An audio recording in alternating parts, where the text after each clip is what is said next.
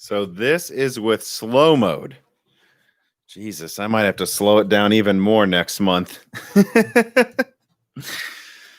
So yeah, I guess, this is loose ends. Let me know if you guys can hear me well. I'm assuming you can. 4 minutes late? Oh, I guess I am. I would say, I just as a heads up, I put on a slow mode. Just if you try to type something, that's it for a minute at least. So that's trying to cut down on spam.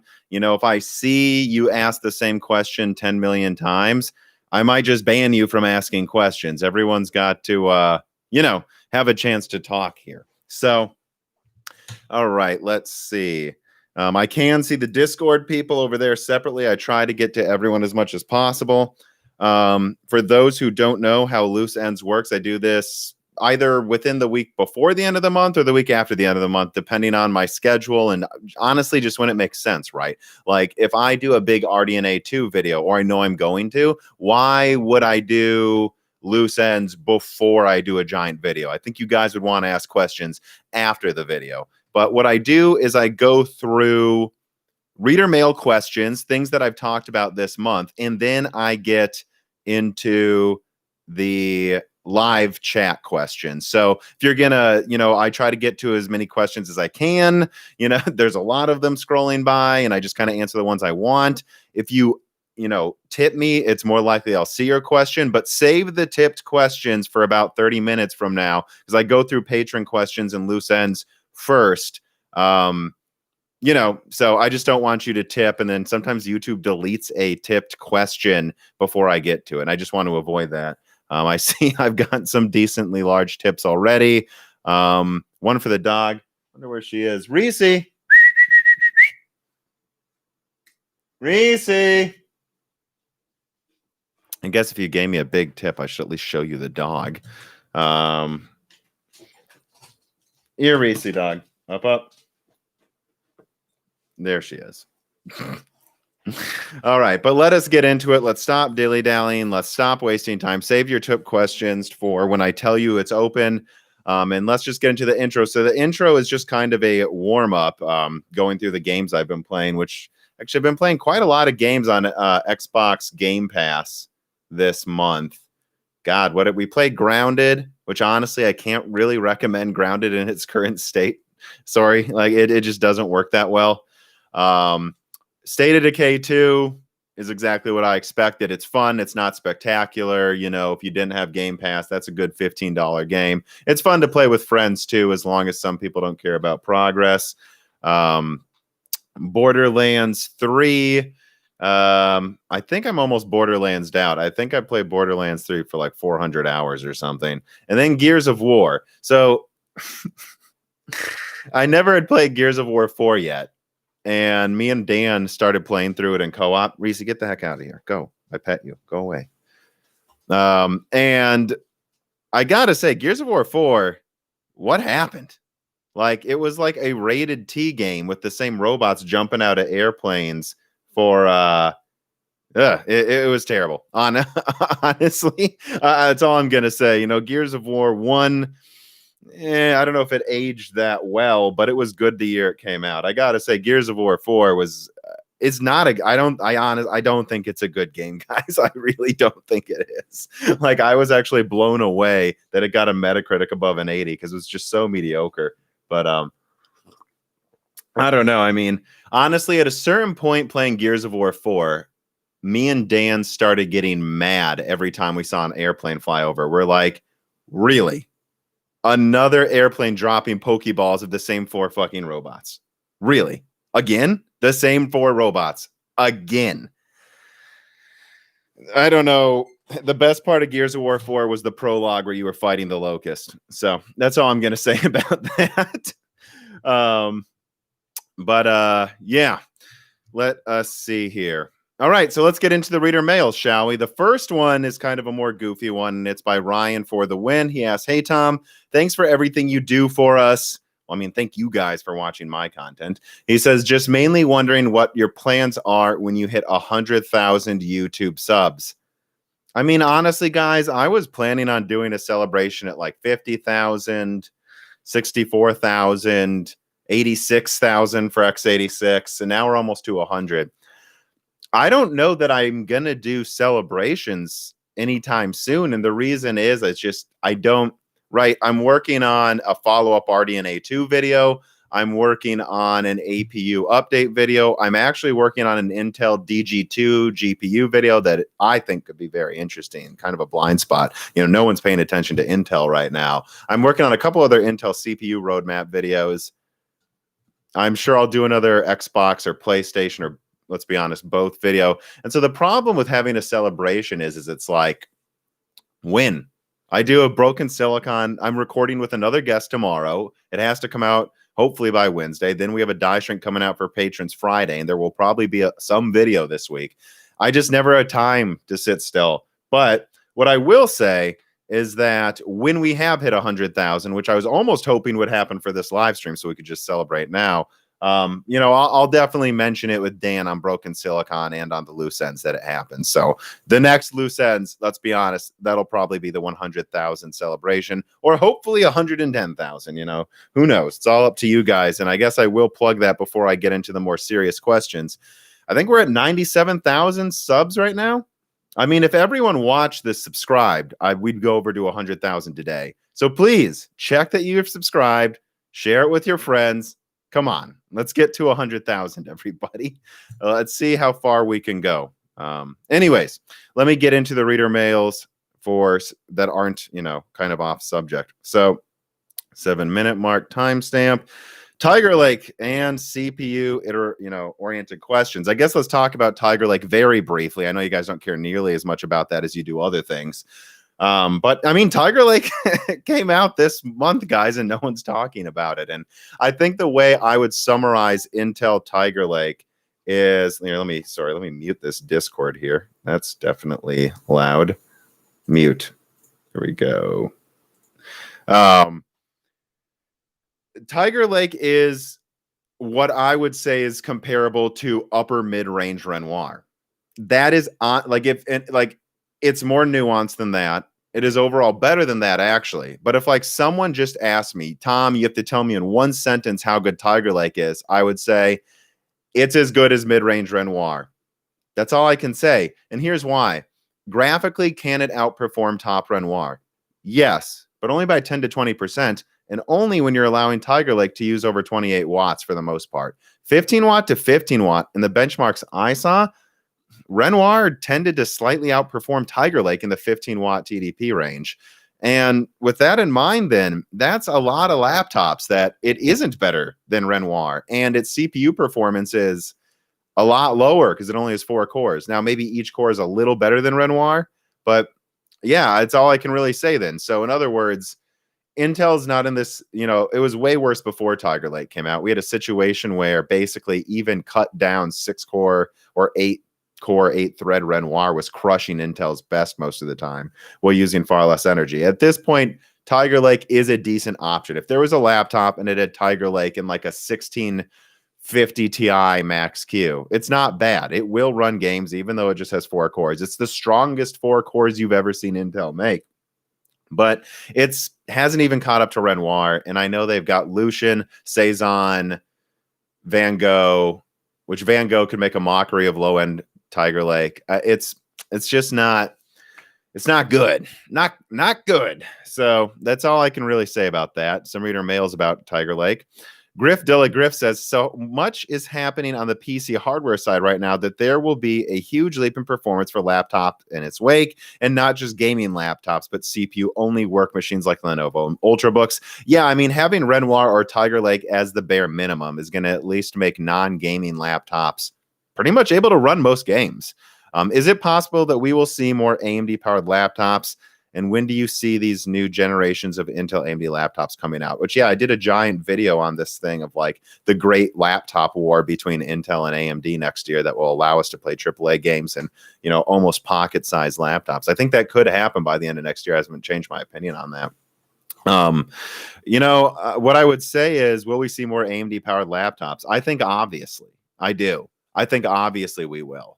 Although AMD's got, you know, I've heard of some shady tricks Nvidia starting to pull with laptop OEMs. I'll say that. But I think AMD is going to overcome it. I know that I mean, Dan, co-host of Broken Silicon, just got an Asus G14 laptop with Renoir.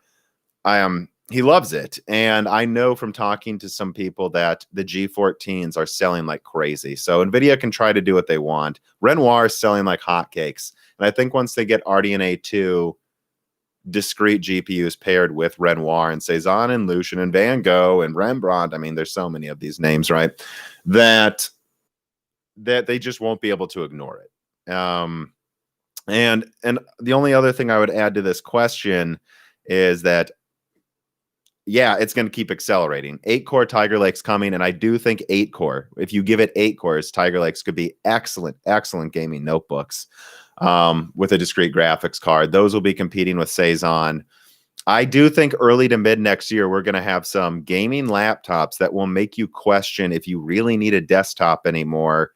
Yeah, I do. Now, of course, some games may leverage more powerful I/O because of the console, so you might wonder if 8 cores is even enough, even if they're strong ones. But I think there's going to be this point in time mid next year where everyone starts going, if I just want a game in 1440p 60, maybe I just do need a laptop. And I think that's going to be pretty exciting. But of course, desktops keep getting stronger too. So anyways, let me move on. Nils writes in and says, I know you said that there's no Rocket Lake U. Right, so that's the mobile Rocket Lake, and that it's been canceled. Yeah, mobile Rocket Lake's canceled. But I'm having a hard time remembering what all Intel's names and releases are. Maybe a quick rundown of what's coming in the next year or so on server, desktop, laptop. I'm just talking UARCs and maybe a general size like 8-core Tiger Lake. So yeah, I mean, I didn't hyper prepare for this. Let me write that down. Intel products coming. But if I were to summarize what Intel is doing, and again, keep in mind I'm talking about Intel. Their track record hasn't been great lately. So don't get mad if some of these don't come out. We already know Rocket Lake U is canceled. But anyways, Rocket Lake should come to desktop Q1 next year. I know they were trying to push it up to this year. I would still say it wouldn't surprise me if they paper launched Rocket Lake at the end of this year, but I don't think that's really going to happen. We'll see. And so that's coming. 8 cores, lots of power usage. I don't really think it's going to exceed Zen 3. So you're basically looking at a less efficient Zen 3 with less cores and more power, and maybe not even the same performance coming out a quarter or two after Zen 3. Not good, but it should at least mean that AMD can't completely price gouge in the mid-range for now. And then, of course, after that, we'll have like Milan coming to Threadripper early next year, probably right before Ice Lake X. And if Intel brings that to gamers, in the HDT market, I should say, you're looking at, I would say at least 22 cores of Ice Lake in the HDT space. And people would say that sucks, but I would say, well, it's better than what they have now. It's like way, way, way better than Cascade Lake X. The IPC should at least be close to Zen 3 or significantly better than what they're dealing with now. I don't know if it's close, and maybe higher core counts as well, hopefully. I know they may bring 38-core Ice Lakes at some point, so maybe they'll bring a 32-core HDT chip. And, from where I'm sitting, a 32-core Ice Lake X, if that came out, is a way better situation than their 18-core 14 nanometer, because most people aren't getting 64-core Threadripper, right? Most people would just get the 32 or 24 core. And so if Intel brings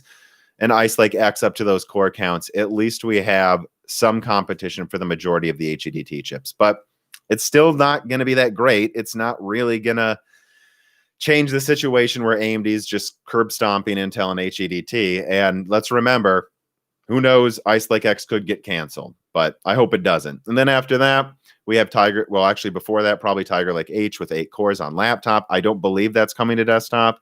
And then we have Alder Lake. Alder Lake should have a Lakefield replacement mid next year, and then a big desktop release, 8 big cores with tons of IPC, 8 little cores for background tasks. I think Alder Lake could be an excellent gaming chip. From what I'm hearing, 10 nanometer is completely a real node. It shouldn't be an issue next year. A few years too late, of course, but it is what it is. And then afterwards, you're looking at other things like Lunar Lake, Meteor Lake, although I think Meteor Lake could just be experimental. There's a bunch of other code names, guys, honestly, right? You're looking at Sapphire Rapids, which I think could make excellent HEDT chips at the very end of next year, if not early 2022. Look out for Sapphire Rapids. That's where we might actually see temporarily Intel catch up with AMD and core counts. Temporarily, guys. Again, I'm not saying it's going to be good enough for Zen 4, but I think it will be improved. And then after that, there's a couple of other code names I'm aware of that sound interesting, but I'm not really allowed to say yet, or I see no point in saying them. So yes, lots of lakes, lots of coves. That's about all I'm going to say. I think I've said enough before putting you guys to sleep. I don't think you guys need to know about the things that Intel may release in 3 years. Who knows what will happen in 3 years? All right, let's move on to the Zen 3 discussion then. I admit, and I said in the description, that I have been kind of ignoring Zen 3, and some people would go, is that intentional? And I would say, kind of, honestly. Like, I think we've known what Zen 3 is for, what? Like a year. It's going to be like 20% better than Zen 2, more efficient, incredibly reduced, should I say, improved latency, which should have huge repercussions for gaming. I think in gaming, you're going to see an overall taking of the crown with some edge cases where Zen 3 brings you massive performance increases on the games where Zen 2 is still falling short. Outside of that, I'm not really sure what else to say about Zen 3, right? I think it's still going to be on X570. I've heard of X670 a million times for months. Do I know if that's coming out?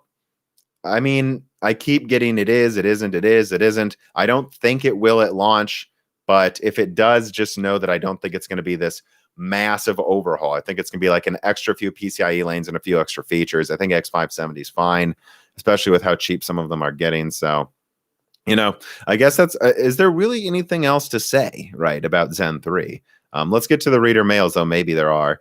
Apex says, hi, Tom and Dan. Have you had any information come through about the Zen 3 launch quantities? Seeing as we are just about a week away from the reveal event, I imagine retail availability is not far behind. I'd like to get an 8 or 12 core SKU, and I'm hoping there are sufficient quantities at launch. Also, any juicy details about Infinity Fabric clocking further, benefits to existing platforms? As usual, I think you'll be able to use faster RAM. And then outside of that, availability. I do have some updates for for RDNA 2 availability. When it comes to Zen 3 availability, I'd be lying if I said I know much. I really don't. I think it's obvious that we tend to get more leaks about their graphics cards than their CPUs. And AMD's had one heck of a clamp on leaks lately, which means we know basically, I feel like we got more Zen 3 leaks a year ago than we've gotten this year because of how hard AMD's clamped down on leaks. So all I can say is that I don't really know Zen 3 availability, but, I just don't see a purpose in AMD rushing this launch. They're in charge. Intel's on the ropes, and it makes sense for them to get decent stock and good drivers ready instead of rushing something out early. So that's all I can really say about Zen 3. But you know what, guys? Honestly, whether there's a ton of availability or not, I think it's going to be in hot demand, and it's going to be hard to get this year. That's my opinion.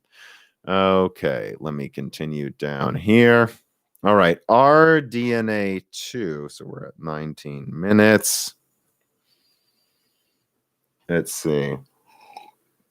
All right, RDNA 2.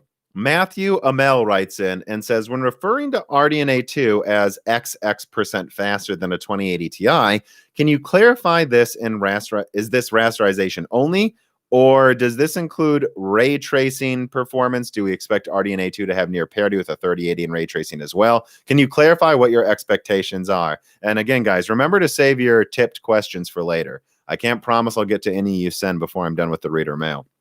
So, yeah.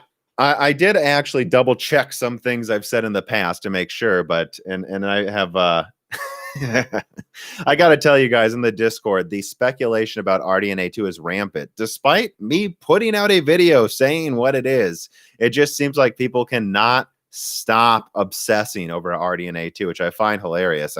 Before I even go into it, like clarifying what I think about it, I would just say, do you guys not know enough? I think you do. I don't think you need to know exact to the to a single digit amount how much better RDNA 2 is going to be than a 3070, than a 3080, 3090, whatever. I don't think you need to know that. What you need to know is that RDNA 2 will be more efficient, is supposedly launching with very stable drivers, will have, and I can confirm this further now, guys, RDNA 2 is going to have a lot of availability as far as I'm aware. AMD is preparing for a big, hard launch in November. And I think the launch date is what everyone else is saying. I never intended to be a leak channel. So I'm done guessing at things that I don't know for sure. But I think this idea that it's coming out second week of November is correct. And I think it's going to have a lot of availability based on what I'm told. But I don't have exact numbers. I don't have a comparison point to Ampere yet. So just know that. And so what do we know then? It's going to be competitive with the top end of Nvidia. It's going to be more efficient. It's going to have good drivers, and it's going to have good availability. Do you really need to know to a decimal point how much better it is than which card? Because all these cards at the top are so close to each other. I'm not going to sit there and pretend I know more than I do and say, oh, I know it's going to be this strong. But I told you enough that you should be waiting for it. For fuck's sakes, people. I've told you enough that you should be okay to shut up and wait for it. Like, you don't need to know the exact, is it 23, 24, 35%? It's close to NVIDIA's top end. It's more efficient, and it will be more available with more RAM. That's all you should need to know. So please stop the rampant speculation and calm down. My God, you guys. Yeah, people in my Discord are laughing that I told them to basically shut up.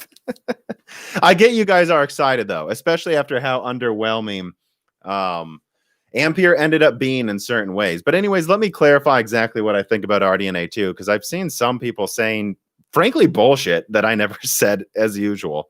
At the very, I guess I don't know if there's links in the description, by the way. I don't remember if it was the very beginning of this year, but it was early this year after the presentation where Lisa Su walks on stage and says Navi 2X. I've been saying, I don't think they're calling it Navi 2X unless it's going to be at least around double a 5700 XT. To me, that's common sense. I just think it's common sense, guys. And so what does that mean, Navi 2X? I would say it has to then, without, here's how I'll answer that. I will give AMD a bunch of shit, just like I did Nvidia, if it's only 65% better than a 5700 XT. That's how I would phrase it, because you can't pretend that's Navi 2X. And you had Nvidia saying, oh, Ampere is 1.9 times more efficient than Turing, and it's not even close to that. I mean, come on, guys.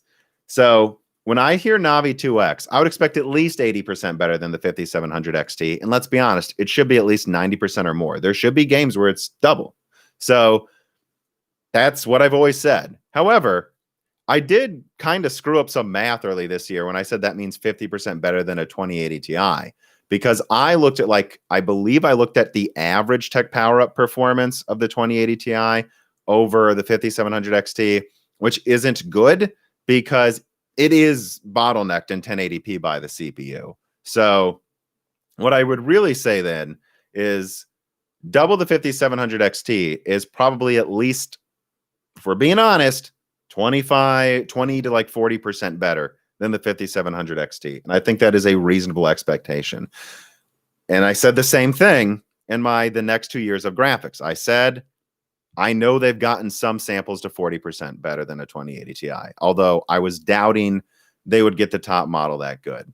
So anyone saying that I'm downplaying RDNA 2 performance, no, I think I just did a video where I said AMD is going to challenge the 3080. I don't think I could make it more clear. I think Nvidia is in trouble. Where do I think it's definitely going to be? Well, I think my most pessimistic estimates are maybe just about 20% better than a 5700 XT. And my optimistic projections are 40%, or maybe even a little above that. No, I'm not saying I'm 100% sure Big Navi is 40% better than the 5700 XT. That's not what I'm saying. But I am saying you can't rule that out. And that's what I've told people in DMs who ask me. No, I think it could be 40% better. I just don't think we should hope for that, Because, man, the hype's getting insane with RDNA 2. It's just getting out of hand. So right now, how would I say it? And this is the part you could soundbite. Big Navi will challenge the 3080. I know for a fact AMD isn't sure it'll win at everything, but keep in mind what that means. It's going to have 16 gigabytes of RAM, so it's going to have more RAM than the 3080. There's going to be games then where if it's close to the 3080 and some other games, it will beat it. And if you beat the 3080 in one game, it's probably pretty close to the 3090, isn't it? Like the 3090 and the 3080 are so close to each other. This is a concept I just don't think people can get through their heads. When I say AMD is going to challenge the 3080, that means they'll probably be pretty close to the 3090 then, right? I just don't think anyone should be expecting it to crush the 3090 by 20% or anything. I don't see any evidence of that. But, I mean, that'd be pretty sick, wouldn't it be? So let's just leave it at that. You guys shouldn't need to know exact performance. I'm not going to make performance claims. I'm not going to make them up. But I am sure it's going to challenge the 3080 in some regard. So just leave it at that. Leave it at that, guys. And calm down. There will be a follow-up video soon, which I guess let me say that too. If you guys noticed in my RDNA 2 leak, I didn't double down on calling anything infinity cache. I didn't double down on like any cache size or how it's organized. I'm not 100% sure it's a separate L3 or L4 cache. It could just be a revolutionary reorganizing and re-architecting of the L1 and L2, which I know they're doing that either way. So I would just keep that in mind, that what AMD could be doing is massively overhauling how the L1 and L2 cache works. And it might have a large die space, not even for a separate cache, but just because the L1 and L2 take up so much more space now. And that they decided to do this so that they could use just a 256-bit bus and save money, right? I wouldn't rule out that that's going on too. But honestly, I have conflicting sources on what's going on with the cache. And again, I know like Red Gaming Tech and others are saying they know what the cache is. And maybe they're right. I'm not saying they're wrong. I'm just not going to make claims I don't know. Now, someone just posted a pretty ridiculous picture of me in the Discord. All right, let us see them. Anyways, I think I said what I wanted to say about RDNA 2. Oh yeah, and I saw some people saying Cortex showed the die size. Yeah, that sounds right. If you noticed also in my RDNA 2 leak video, did you notice I didn't say anything about die size? It's because I've been kind of assuming that the die size numbers we saw from early this year are outdated, right? I believe, didn't they say like 505 millimeters squared for RDNA 2? Now, I would take that as within 20% of that is probably what it is. But that's pretty big range when you're looking at die sizes. Let me see. What math did I actually do? I can actually pull up my Excel spreadsheet. And I did this like a week ago. So this isn't like anything based on Cortex's numbers. My number was different than his. I said, yes. I said if there is some giant infinity cache, the die is probably 550 millimeters squared plus or minus 10%. Well, plus or minus, not 10%. That's too big. Like plus or minus like 3 or 4%, which is pretty much where he confirmed it if what Cortex is alleging is true. Again, I only say alleging because I don't have that information. So I can only say what others are saying is alleged, right? Because I don't know. But, you know, I do think that 505 millimeter squared number that we saw could have been real for Big Navi, but I also and that's because I know they canceled some ADCU 384-bit model. It wouldn't surprise me if there was a model with a bigger bus, less cache, and therefore a smaller die size, and they compared it with various models and they decided it's better to just add a ton of cache and have a smaller bus. That's kind of what I'm suspecting. But that's all I can say. You know, that die size Cortex Seb sounds pretty damn realistic,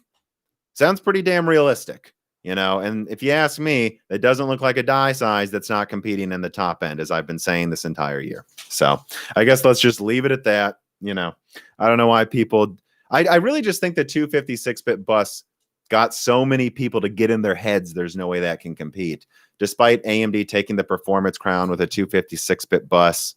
I mean, arguably multiple times. So, you know, depending on how you measure performance, it can happen, guys. And Nvidia did. Well, kind of with some of their architectures as well. I think people just need to get through their heads that maybe, just maybe, AMD has a good architecture. All right. I think that's been getting just a little bit too ranty there. I guess we'll see. Just I think whether it's 20%, 40%, 30% better than a 2080 Ti, RDNA 2 is going to be pretty special, I think. Oh, and if it's not, man, can you imagine how hard I'm going to hammer AMD after all of this hype? I mean, my God, I'd be. But let's get to some of these RDNA 2 questions. Trogaholic writes in, and he says, I bet you $10 that RDNA 2 has better ray tracing performance than Ampere. Actually, let's just put a timestamp here since I've been talking so long. RT RDNA 2. I'll bet you $10 that RDNA 2 has better ray tracing performance than Ampere. I'll even do double or nothing for tech reviewers ignoring the fact that RDNA 2 is ray tracing and still pretending only Nvidia does for having extra RTX features. So I wouldn't take that bet. And the reason I wouldn't take that bet is that I don't know for sure, right? Again, I'm not going to play this game of pretending I know more than I do. I think that we just shouldn't rule out that AMD's ray tracing performance could be significantly better than anyone expected. That's what I would say. And that it should, without a doubt, be better than Turing. I mean, when you look at the ray tracing that seems to practically work for free, even if it's very low levels of ray tracing in the console demos that are out there, I think that tells you that when you get a card twice as big as the PS5, and I think the biggest Navi should have double the teraflops of the Xbox Series X, or at least close. Yeah, but maybe just shy of that. Which again, teraflops aren't performance, but at least it gives you an idea of how much bigger this is. I see no reason why RDNA 2 can't have great ray tracing performance. And I think we'll just leave it at that. Could be pretty good. Better than Turing would be what I'm told it should be, but no one's sure if it's better than Ampere. And I think people are just kind of, even people connected to AMD that I've talked to, assuming it won't be better than Ampere. But I wouldn't rule it out. No taking bets, Trogaholic. Pyrogenesis 4444 writes in and says, let me see, wait, you spelled this weirdly. Here is something I've been wondering for a hot minute. Is Radeon going to really push its software stack? And when are they going to? With Radeon Boost, you have a way to boost FPS with nearly no prompting by devs. Radeon Chill is an auto undervolt and quiets down the GPU. Yeah, I think Radeon Chill is something AMD themselves has neglected even. Fidelity FX might not be an insane machine learning upresing technique like DLSS, but man, it does well at making things sharper on screen. All of these are great tools, but it seems like AMD doesn't want to make it apparent just how good these are. Not to mention that Fidelity FX only has a handful of game support. Are we going to see a proper push with RDNA 2? Again, so when it comes to RDNA 2 software, I'm inclined to say, yes, this gen is when AMD pushes its software stack hard and tries to nail it. But I don't know for sure. And I don't think, frankly, that's something you even can know until review day, right? Like, I think even like a week before reviews, if I was talking to some sources, they would say, we think the software is going to be good. Because until they announce it or benchmark it, it's not stable until we prove it's stable, right? The whatever they talk about to combat DLSS and all of these other features Nvidia has right now, we won't be able to depend on how good they are until they're out. But I do think they're going to make a solid push this time. I think they're aware that they've been massively neglecting, and not just neglecting their software in the way that you might go, oh, they're neglecting software, because of bad drivers, but just like truly neglecting marketing their software too. Like True Audio. I mean, they had a 3D audio part of the silicon in the 290X and did nothing with it. They've had Fidelity FX. They really could have improved on that. Radeon Chill specifically. I think I did a video early 2019 where I said, why doesn't AMD bake some version of Radeon Chill into the BIOS and have a BIOS switch where you can just turn on Radeon Chill to like a light level, like having some inherent Radeon Chill that you could just literally have a BIOS switch on, to activate on your card. I think a lot of people would use that if you couldn't tell the difference while you're gaming. And that would just de facto give AMD an efficiency win for most people. So, these types of software features, AMD's straight up neglecting, again, not just with stability, but with like marketing and just with Radeon Chill, like fully seeing it to the end is, it's ridiculous. And I think they know it's a weak spot. So that would be my answer there.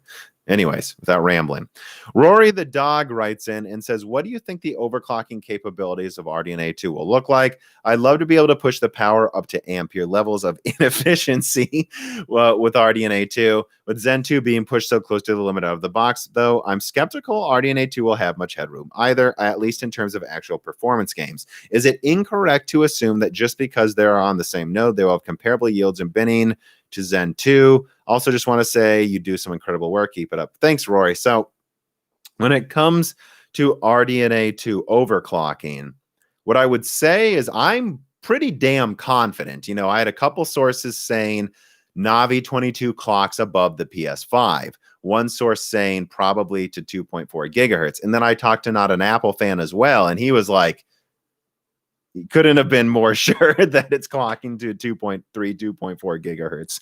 So, and when Not an Apple fan is sure of something, he's sure of something. I gotta say, I mean, I would say let's wait to see what happens with RDNA 2 before completely doubling down on my next statement. But there's a good chance Not an Apple fan's going to deserve a lot of credit eventually.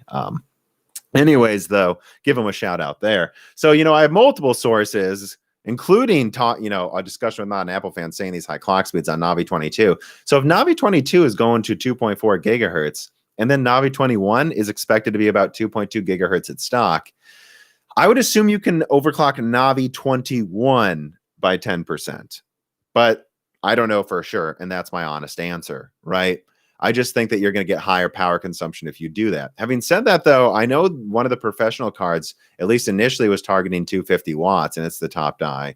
So if they're pushing the top gaming to 300 and there's a professional card at 250 watts, yeah, I don't know how much headroom's left. I mean, look, if Nvidia is pushing Ampere to the limits, why not AMD do the same at stock as well?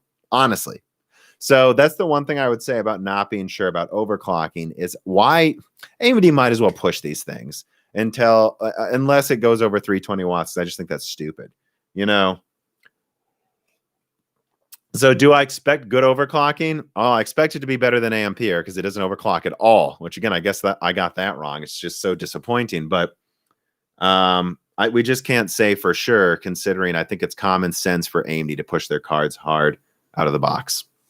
Okay, now let us get to Ampere reader mails. Okay, let's see. Ampere. Let me see. Is there anything else that I want to say before the reader mails? Honestly, not really. I think I've hammered Ampere to death. The ray tracing performance, I guess that's something to kind of update because it does seem like Ampere has more than the rasterization increase over Turing in certain scenarios. And correct me if I'm wrong in the chat, but it seems like when you turn DLSS on, Ampere gets a bigger ray tracing boost than the rasterization one with Turing. So I guess that's worth pointing out, But outside of that, it just still doesn't seem like the ray tracing is quite up to what we wanted. Hopefully it will improve. I do suspect once devs make better use of Ampere, we could see ray tracing performance over twice as good as Turing, but that's still it's not good enough. They needed 3 times as much. That's what I thought it would be, and I was wrong. Until they get something 3 times better than Turing, it's not that impressive to me. And then they need to double that again for Hopper for me to really say ray tracing is worth it in a mainstream sense. There are some games where ray tracing works fine, I guess, and it's a nice option, I guess, but it's just not it's just not good enough. It's just not good enough, in my opinion, to say that it's still this big thing. Okay. Let me get to some of the reader mails about Ampere. Oh, yeah, there's one more thing about Ampere as well. There's a couple links in the description. Avery on Twitter, who I've talked to before, and I believe is, I don't think he says anything that's false or that he thinks is false. So I think he's saying this out of out of truly believing this is true, and he provided pictures, saying that the 3070, I believe he said, is getting like 1,000 GA 104, 1,000 are being made a day, and that all of a sudden there's a ton of GA 102, thousands of GA 102s being produced, that there will be tens of thousands on the market by the end of October. Guys, what did I tell you about NVIDIA's ultimate play? All of a sudden, all these GA 102s and 104s are being produced, thousands a day in the beginning of October. For when? When did I say it would happen? Mid to late October, stuffing of the channels. It's happening, guys. Exactly like I said it would in NVIDIA's ultimate play. Look at the links in the description. It's coming. They want prices to go up. They want people to accept a higher street price, and then they want to flood the market with AIB versions of Ampere. And in fact, I have heard that most of them are being reserved for AIBs, that Nvidia will continue to have very little stock on their reasonably priced and nicer looking and not breaking versions of Ampere, the Founders Edition. So, the only thing else I can say is it's all happening like clockwork, exactly as reported in that article. I would have not run a piece that crazy unless I vetted it heavily and I really, really trusted the sources I talked to. The only thing I'll say is this: I wouldn't be surprised if Nvidia started backtracking on some of their plans with this ultimate play, because it's not going well. It's not going well at all. I think this has massively backfired on Nvidia. And I think that kind of gets me to one reader mail here, a greater discussion I want to have with you guys in the chat here. And Lou writes in and says, what do you personally think about how Nvidia's Mindshare has been affected by both Turing and Ampere over the last 3 years? I mean, what do I personally think? I mean, again, I'll try to get to the tip questions later. I'm not getting to those now, but like in the chat, tell me right now, did you guys have a higher opinion of Nvidia after the Turing launch or after now? In other words, do you think Nvidia looks worse now or around Turing? I'm kind of curious what you guys say in the comments and in the Discord, because from the sources I've talked to, they've said this is completely fucked up. And I can't help but agree. Whoa, there goes the chat. Let me slow it down. Let me see. They look better now. So let me just, so BW, let me do a tally. Let's see. Let me go worse, worse, worse, worse, worse, worse, worse. Let me see. Worse, worse, worse, worse, worse, better. It seems like 80% of you think they look worse now, just by a gut check look. And also, someone in the Discord says Turing launch. Look, if you say now, I'm assuming now means you think, you just put worse if you think it's worse now, and put better if you think it's better now than during Turing. I guess let's try to establish right what we're saying. Or you can say same. And at the very least, I think what we'll conclude looking at the chat is that people don't think this is better than Turing overall, that the general sentiment is that Nvidia has really screwed this up just as badly. And that's kind of the feeling I'm getting. Nvidia, as I said in that article, I believe Nvidia's attempt was to have their cake and say, have their cake and eat it too. They wanted to be perceived as better for the consumer while also keeping their high pricing. They wanted to artificially increase prices, but have everyone think they're on the side of the consumer. And I just don't think it worked.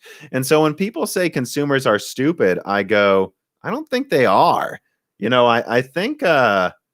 I think consumers are seeing through this. Now, it seems like some of you still think they look better, but I got to say, I do honestly think at least 3 out of 4 people seem to think worse now. Or at least it's not better than Turing overall. So I just think that's worth talking about. And so when people talk about, and so what's my overall point here? When people talk about Nvidia's Mindshare and how people are just going to buy Ampere no matter what. Yeah, I don't know. I think AMD's been handed a golden opportunity. And so if they've been handed a golden opportunity, I don't know. I hope AMD really takes advantage of it, because I really think a lot of people don't understand how much people are ready to buy Big Navi if it pans out. I mean, the amount of speculation in my Discord, the amount of questions I get about when is RDNA 2 coming out. This seems like more hype than Vega, easily, like double the hype of Vega. And so all I can say is if AMD doesn't succeed, they've blown it, and I might just like ignore their leaks for a while because I'm tired of it, Otherwise, yeah, I don't know. I think AMD has a chance to take market share based on looking at this. But let us remember that these are hardware enthusiasts. I don't know what the general user is. I don't remember which channel it was, interviewing people outside of Micro Center during the 3090 launch. I got to say, when you just walk up to people on the street, most people seem to know far more about Nvidia. So I guess we'll just have to see. But I think Nvidia is kind of in a corner here. It costs more to make Ampere cards than it does RDNA 2, based on what I know. You guys are right. It was Bitwit that interviewed people outside of Micro Center. It costs more to make Ampere, and the 3090 is not that much stronger than the 3080. So if they release a 20 gigabyte 3080, and even if they give it faster clocks or a couple more SMs, it's going to be right next to the 3090. So then what do you charge for that? $1,000? I don't know. I think Big Navi is going to be $700 unless it beats the 3090. So I don't know what you do there. And then people are like, well, what about a 3070 Ti? Well, yes, the 3070 is slightly cut down, and I mean slightly. So they could add a couple more SMs and maybe give it GDR6X or something, right? The 3070. But if they do that, 16 gigabytes of RAM, or not GDR6X, they would probably just give it 16 gigabytes of 16 gigabit per second. Man, it's hard not to have a tongue twister here.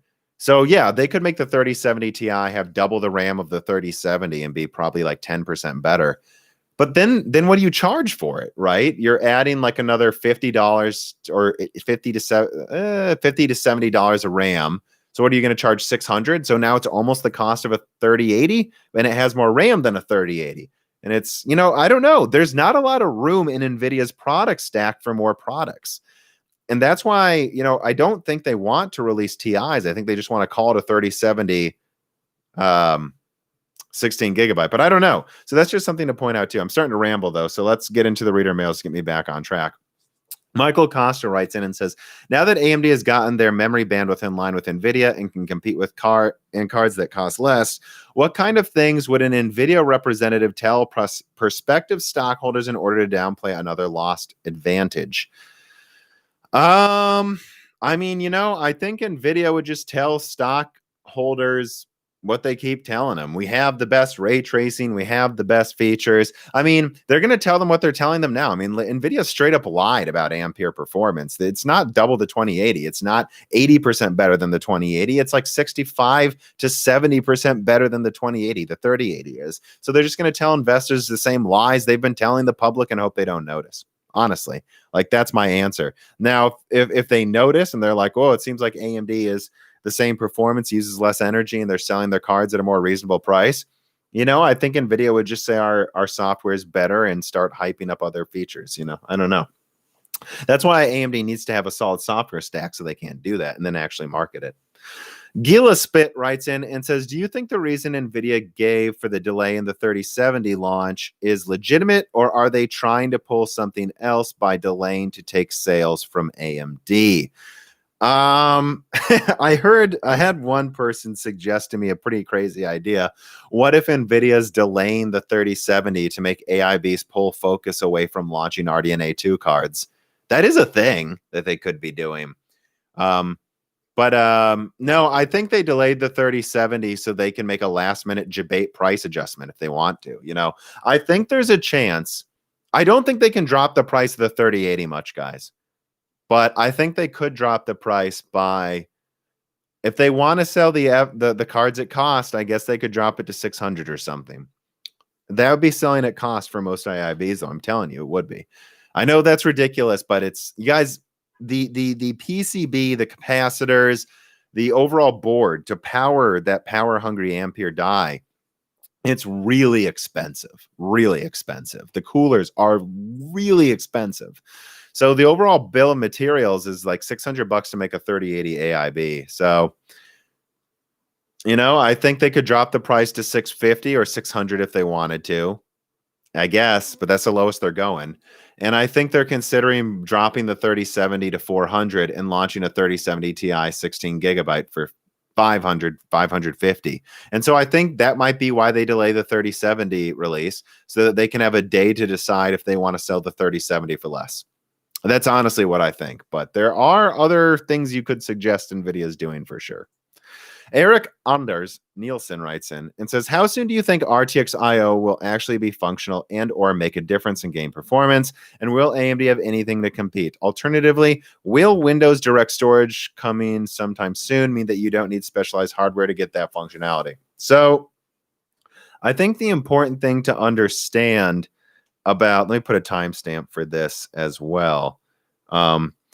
The important thing to understand about RTX IO is that it's not here now, and that it leverages hardware on Ampere and Turing for doing other functions. In other words, the IO in the Xbox, and particularly in the PlayStation 5, is a separate IO controllers for handling all of those streaming between things. And they can have different components more directly communicate with each other, right? Nvidia can claim whatever they want, but at the end of the day, they're using tensor cores and CUDA cores over a PCIe bus to enhance load times.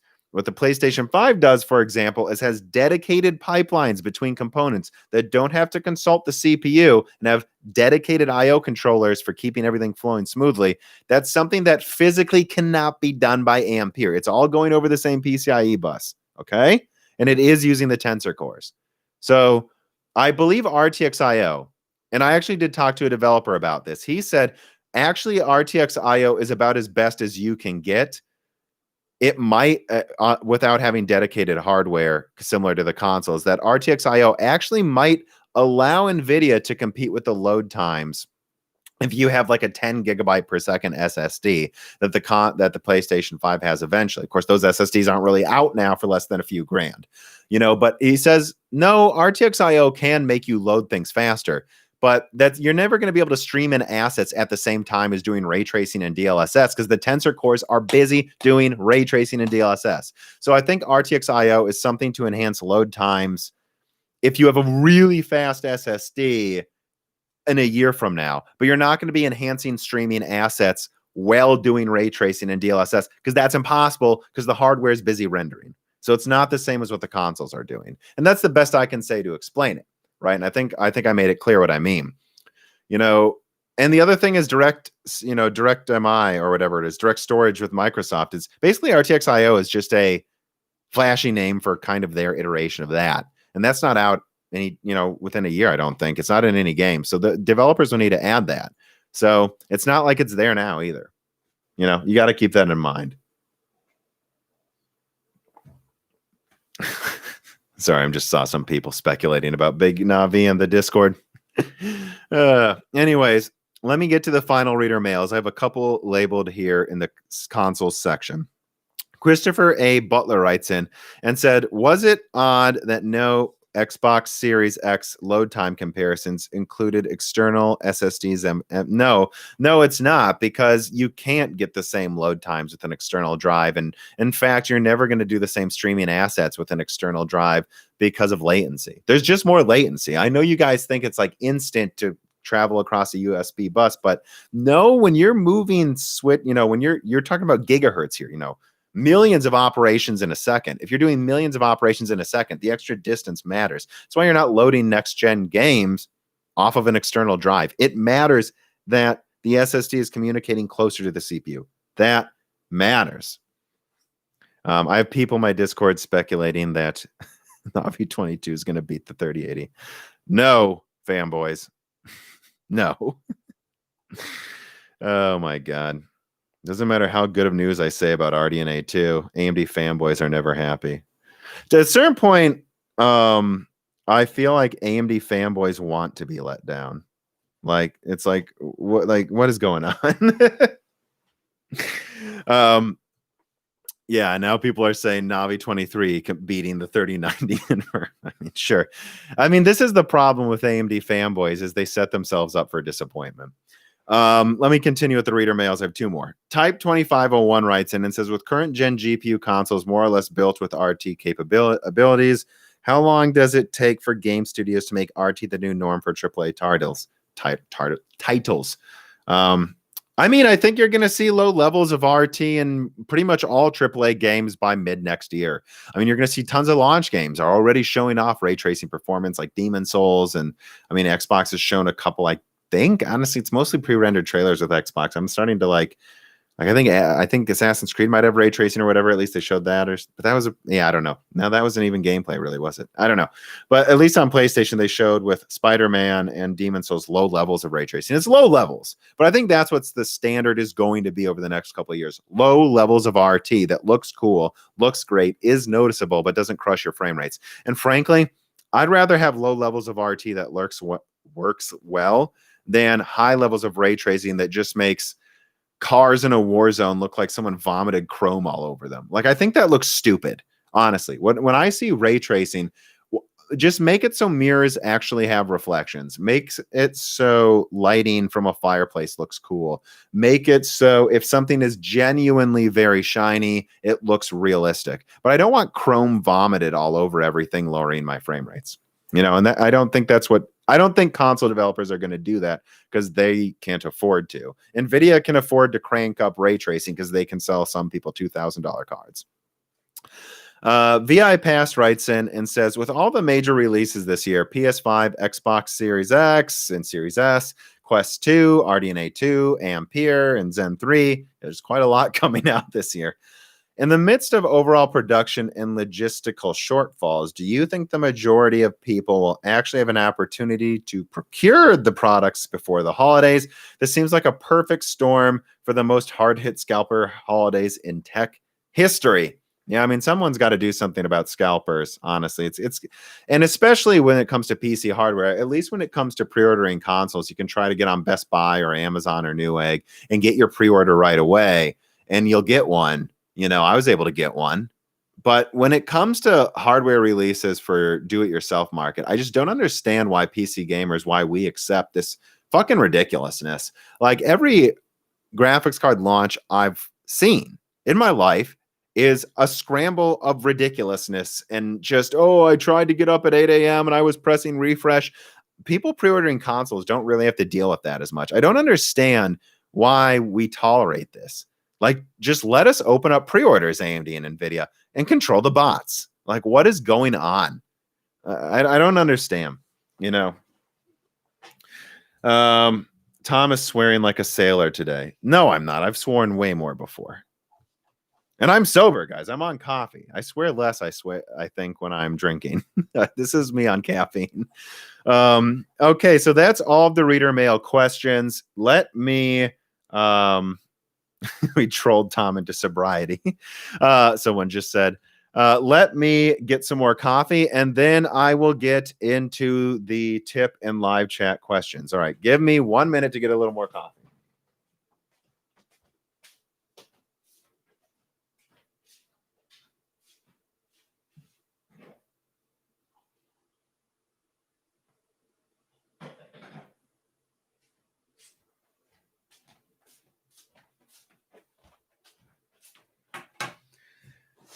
All right, let us put a timestamp at the 59-minute mark. Start of live Q&A. Reese, what? Up. I don't know why Reese's freaking out. All right, let me move this over, full screen the chat, and I'm going to get to any of the tipped questions that I can, guys. But again, I did warn you to not tip me. And a lot of you, I appreciate the tips, but all right. So Apple Time Mac writes in, all right, Reese, go. Get out of here, dog. God, go.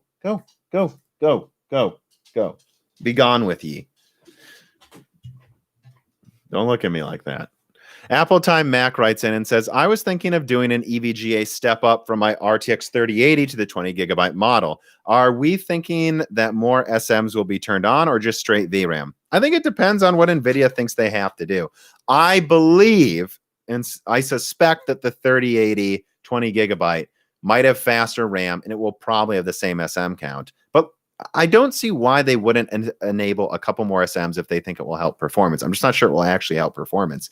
You know, I think that it's something you shouldn't rule out, but at the end of the day, the more RAM is the most important thing, honestly, when it comes to a 20 gigabyte 3080 for long term, being able to turn up more settings. So I don't know if you can do the step up, depending on the price, maybe consider it, but I would just say it should probably outperform it at least a little bit.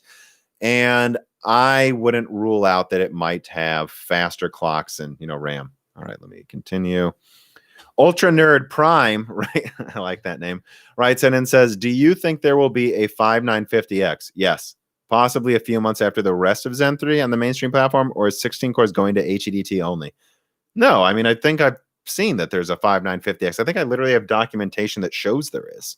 No, there's going to be a 16 core on AM4 for sure. For sure, Bert. Zalid Kuzi, I'm not sure how to say your name. If Navi is too strong, I don't think there's such thing as too strong. I think the more the better. Would NVIDIA launch a 3080 Ti faster than a 3090? I mean, that's an interesting question. You could almost argue, yeah, you could almost argue that that they're going to have to if AMD beats the 3080. But because you don't want to have a performance difference. I honestly think what NVIDIA is likely to do is just, it's hard to say. Again, see, because I always thought instead of a 3080 Ti, you just launch a 12 gigabyte 3090. But the problem is putting that next to a 20 gigabyte 3080 just makes their whole lineup confusing. So I don't know. I honestly think if I was NVIDIA, if AMD were to beat the 3090, you only have bad options to respond with. What I would do if I was NVIDIA is launch a 20 gigabyte 3080 for like $800, drop the price on the 10 gigabyte to $650, put out a 16 gigabyte 3070 for $550, and then drop the price of the 3070 to like $450. And then I would just kind of move the 3090 to about $1,000. And that's it. I wouldn't launch a 12 gigabyte 3090 or 3080 Ti. And then I would just try to do bundles and get people, hope our Mindshare works, watch it over the holiday season. I mean, everyone's going to be buying up cards no matter what over the holidays, probably, right? And then what I would do is just what they did with Fermi. People forget that the GTX 500 series came out like 6 to 8 months after the 400 series. And it's because it had to. They had to do a full lineup refresh. And so if I was NVIDIA, I would just do that. Price cuts, more RAM right now. And then mid next year, try to get it out of refresh with more reasonable specs and performance, like a 12 gigabyte 4080 with normal GDR6 18 gigabit per second, so it doesn't use too much energy. That's what I would launch, and I would launch it for 600, and then I would launch like a 4090 for just 1,000 with 24 gigabytes. Like that's the type of stuff I think NVIDIA should be looking into doing, and give it the full SM count. Maybe not even bother with a Titan. Because that, or bring out some kind of Titan, TSMC iteration or Samsung 7. They probably can't even make that, honestly, guys.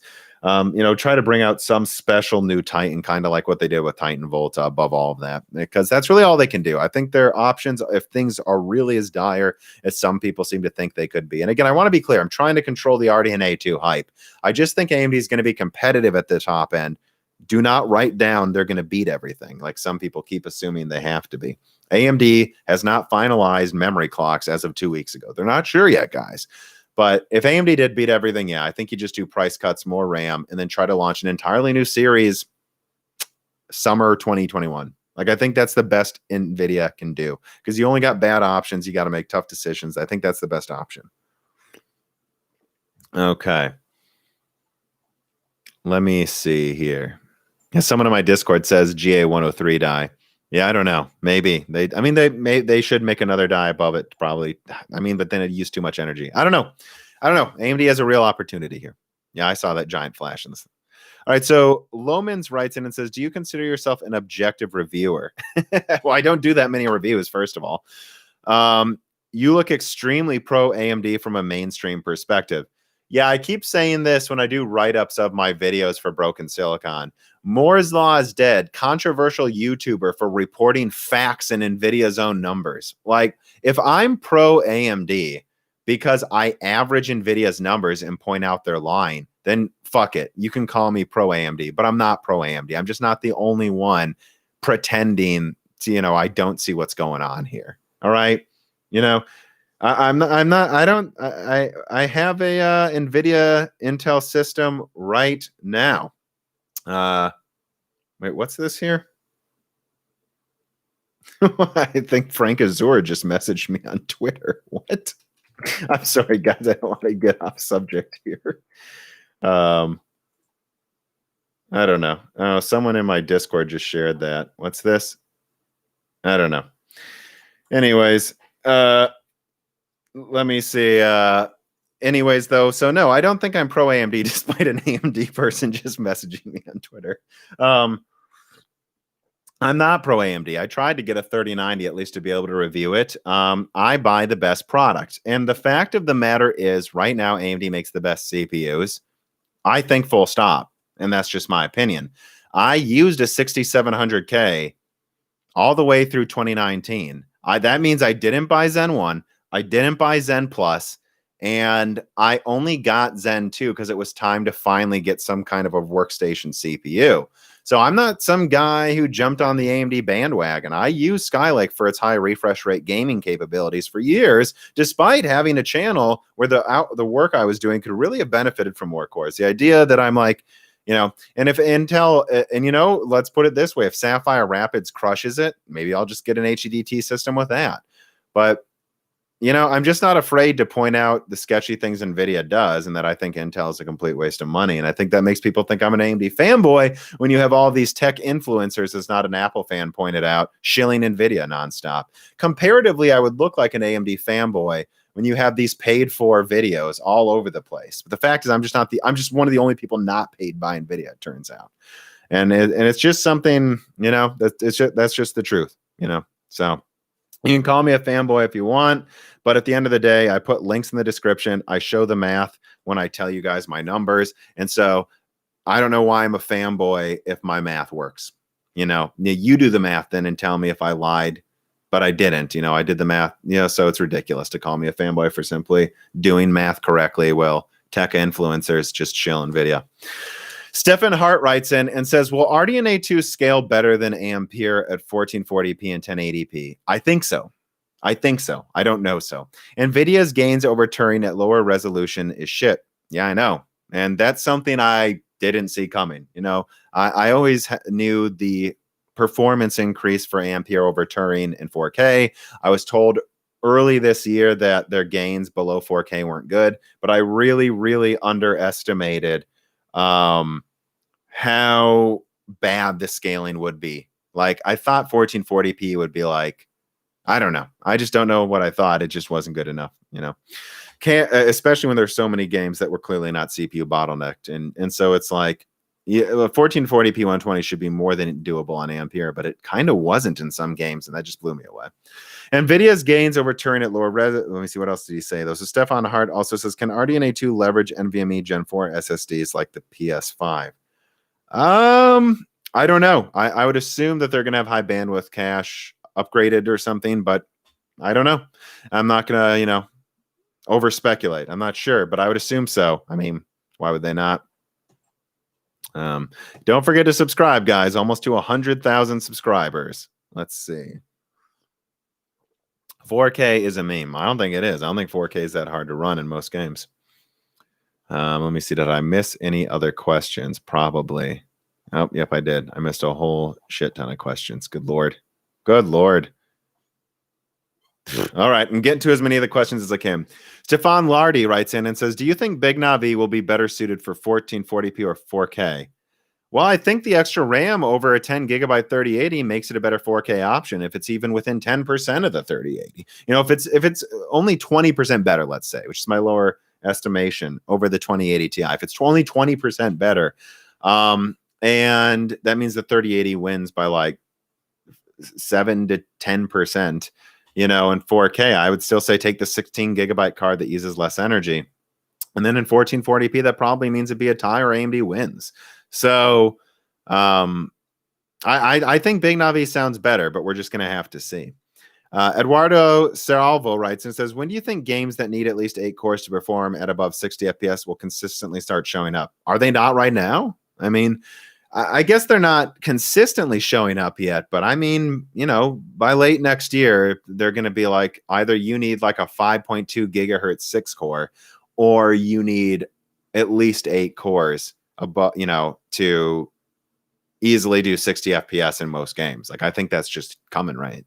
But that doesn't mean you need to upgrade now. That means you upgrade when that happens, right? And if you're happy now, that doesn't mean upgrade early. It means wait for Zen 4 to be out or Zen 3 prices to go down. Curtis Ellis writes in, silly opinion question, more to just sort the channel. Do you think AIBs will just slap the giant Ampere coolers on Navi 2.0? I don't think so. I think they're going to, and so don't take this the wrong way, I think AIBs are going to put coolers on RDNA 2 that are cheaper, but that doesn't mean they'll be cheap, bad coolers. I know that the cost of the cooling on Ampere has really soured AIBs in a major way. They're not happy about this. And so I think they're going to put good coolers on RDNA too, but they're going to be coolers that aren't overly expensive and allow them to charge a reasonable price that isn't, a lower price than Nvidia. Well, they also make more margins. I think there's room for AIBs to make higher margins than Nvidia's cards while also selling them at a lower cost. So, that's what I don't think they're going to slap the same coolers because they're just such wildly different, architectures and different power usage. Not sort the channel. Stupid phone. Oh, yeah, it's all right, Curtis. I didn't focus on that too much there. Your spelling mistake. I make them all the time. I misspelled September at first in the thumbnail. I mean, what an idiot. Me being the idiot. Alid Kuzi writes in, thanks for so much for your answers. You are welcome. I mean, of course, man. Thanks for supporting me. Luyen, thank you for the tip. Preston Morton, Tom, I have an ROG X470 board currently. Is it worth it to get X570, B550, X670 with Zen 3? Will we finally see compelling reasons for PCIe 4.0? Yes, get X570. Especially if you're getting a high-end board. Again, do you have an existing motherboard right now? And it sounds like you do. You have X570. I mean, X470. Sorry, Jesus, guys, I'm stuttering. You have X470 right now. I mean, I wouldn't upgrade unless you need to, Are you not getting the frame rates you want? Well, then maybe consider upgrading. But otherwise, I mean, maybe you just make do with X470. There's always a bottleneck in your system. Will PCIe 4.0 cause performance increases on next-gen cards? Yes. Will it be 30%? No. Almost certainly not in almost any game. So is it worth it, the effort of switching out motherboards, putting in something, that's more expensive and reinstalling Windows? Is it worth it for like 5 to 10% more performance? Some games not getting any increases? I don't know. You're going to have to make that decision. Not me. I would say that if you have an X470 motherboard right now, do you already have like an 8 core? Are you already getting 60 frames and happy with it? I would just slum it with that in general and then wait for Zen 4. But if you really want to do high refresh rate, I don't know. It's just, you're going to have to make that decision yourself. I would honestly say if you're getting okay frame rates now, at least wait to see if X670 comes out and Zen 3 prices go down. I don't know. It's hard for me to say because I don't know your CPU. I think what CPU you have also makes me change how I would answer your motherboard question. Priyanshu asks, any new info on the Bloodborne remaster, Tom? I mean, it's coming. What else do you need to know, man? Eventually, it should come to PC. Let me scroll down. Join the MLID Discord for fat dank chats in real time. Nope, I missed a couple of questions. God, I really hate how YouTube does this sometimes. They just skip over questions, and I have to scroll back up. The Authentic Steve writes in and says, Intel still beats AMD in iRacing. Yeah, probably. And that's the only game that matters to me. Okay. I'm hoping Zen 3 will be better. Leaks look good so far. I mean, Zen 3 will be better than Zen 2 and should be competitive with Intel there. You know, I don't know which iRacing game you're talking about. I don't play a lot of racing games, so it's not something I know off the top of my head, but I think it's going to be much more competitive than before. Although I think it was pretty close before in some of those games already. Luian Pinzaru writes in, how much is 3090 castrated in terms of FP 1632 performance compared to a potential Titan? I don't think that much. I think it's just the professional drivers that would make the difference. Are they slowed? Well, are 3090 drivers slowed down artificially? It depends how you look at it, right? I would say they're not. Probably kind of yes. Don't you guys remember? Nvidia had the Titan Pascal, and then AMD releases Vega Frontier, and then overnight Nvidia just releases a driver.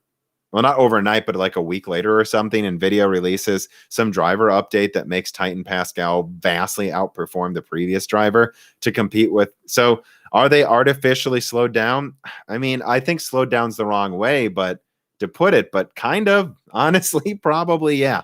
Honestly, yeah, they probably are. But you know, if AMD releases some professional card that's the same price as a 3090, Nvidia will be forced to respond. And that's something to point out as well in my RDNA leak. I believe the top professional card from AMD may be under $3,000. And so at that point, you know, everyone's like, oh, I hope they release a 32 gigabyte gaming card. Well, I mean, it kind of seems like they're selling their professional card for the price less than the price of a Titan anyways, aren't they? I mean, just pay for that then. Let me scroll down. Do you have any information on if the full PS5 hardware reveal not being shown yet has to do with RDNA 2 NDA and AMD not revealing the new GPUs yet? I don't have any. No, I mean, I can't say for sure that's what's going on. I would say that's possible that that's what's going on with not showing the PS5 yet. But I'd say it also has to do with their own customizations, that they don't want to show it right away because you know they don't want to know some of the secrets up their sleeves. But also, I just think PlayStation didn't have a reason to show too much while they were doing well. Now Microsoft's bought Bethesda, they have EA Play. I think you know PlayStation's gonna. The PlayStation hasn't even showed off the OS yet, guys. And meanwhile, you have Microsoft showing 10-second load times with their SSD, when I know for a fact that Sony's loading things under 2 seconds. So why do you think they haven't shown that yet? They're preparing another big unveiling where they show a couple more exclusives, probably some announcements about their software, and they show off the OS and the extra things they haven't been talking about. I think Sony is preparing for a big blowout this month, right? I just don't know when. And honestly, it would make sense if Sony did it in between RDNA, between the Zen 3 and the RDNA 2 showcase. It actually makes sense to show it right before the RDNA 2 desktop reveal, if you ask me. So yeah, that's when I would guess Sony's going to do it. And I would expect Microsoft to have one more show as well, because I know they had an August show planned that they canceled. So I don't know what Microsoft's doing. Nub Hussein writes in, your reaction to Adored TV that Turing and Ampere are Nvidia's worst launch in their history. You know, worst launch in Nvidia's history wasn't the GTX 5000 series or whatever it was, GT 5000 series, like from the 2000s, crazy bad, and how loud it was too, though. I mean, Nvidia's had problems before. Is this the worst launch in their history? I don't know. I've had some sources suggest they think it might be. I think I won't be able to answer that until we look back in retrospect. I do think I might do a revisionist history video where I talk about what I think NVIDIA could have done better, including a better lineup. Like, I really don't understand why NVIDIA did not go with 12 gigabytes of normal GDR6 over a 384-bit bus. That would have been more bandwidth than a 320-bit bus with slow GDR6X. It would have used less energy. It would have had enough RAM for 4K. I mean, I just think there's these mistakes NVIDIA has made that are perplexing. I do plan to talk about it eventually, but is this their worst launch ever? It could be, but I'm not ready to say that yet until we look back at it a few months from now. All right, let me continue to scroll down. That boy Diesel advertising for me. You don't need to. Oh wait, no, I missed more questions. My God. Fuck YouTube. Okay, let's see here. Any idea why no ray tracing games shown on the Series X yet? I mean, honestly, I've heard that their development's been adversely affected by COVID. That's what I've heard.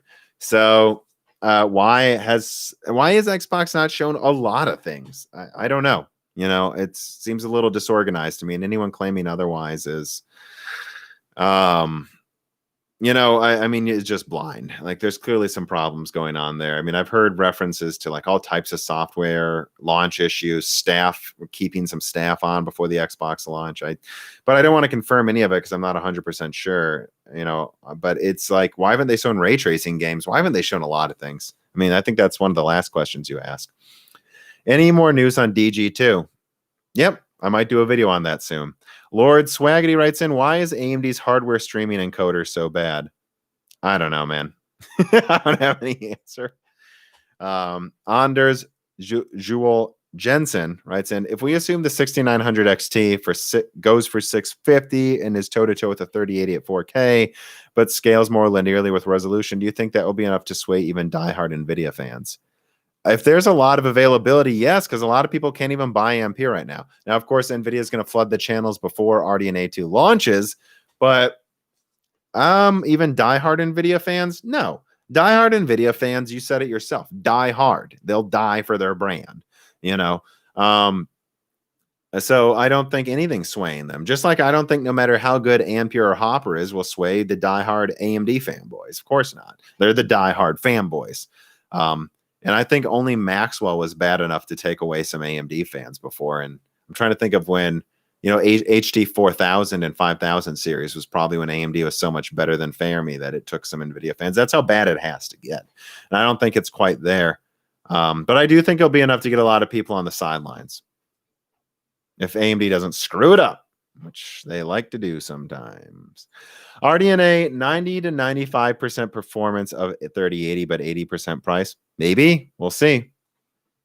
It's competitive with NVIDIA's high end. That's all you should need to know. Slinky1284 writes in, my wife has an RX 580 and Ryzen 2700 on the X470. Okay. Should I upgrade her system to get ready for new games? No. Upgrade when the new games are out. Don't do it yet, you know, unless you want to affect what you're doing now. I do not recommend preemptively upgrading because there's usually something else that's better coming around the corner, and you're just kind of wasting money. You know, I have a PCIe 4.0 5 gigabyte per second SSD since last December, but I got that 1 terabyte drive for $150. That was a good deal. They're still not that cheap. I got an excellent deal in December last year. And guess what? It's really helped me with my channel, moving large files, backing things up. It wasn't for gaming, so I used it right away. That's why I have a Gen 4 SSD in my desktop. I do not recommend preemptively building things for games or whatever. Get it after, you know, or at least close to around the launch. You don't, because there's always something better around the corner. Like if you upgrade right now, you know, to what? You know, a used 5700. Let's say you mean you're waiting for RDNA 2. It's like, okay, well, if you think you can get the extra performance then, but I would only do it then. You know, I wouldn't get something now. You got to wait. And then you don't know how NVIDIA is going to respond. You know, upgrade when you need to, not preemptively. Michael writes in, should AIBs be angry with NVIDIA on the stock issues? Yes. And I think they are, by the way. It's a loss of revenue to AIB since I'm going AMD. Well, so again, AIB's played ball with NVIDIA because they had to. NVIDIA is controlling allocations of certain. Again, I was told I can't say what it is, but think about it. It's not the cooler. It's not the PCB or anything on it. Well, I shouldn't say anything on it. It's not the PCB or capacitors, and it's not the die. What do you need to feed the die?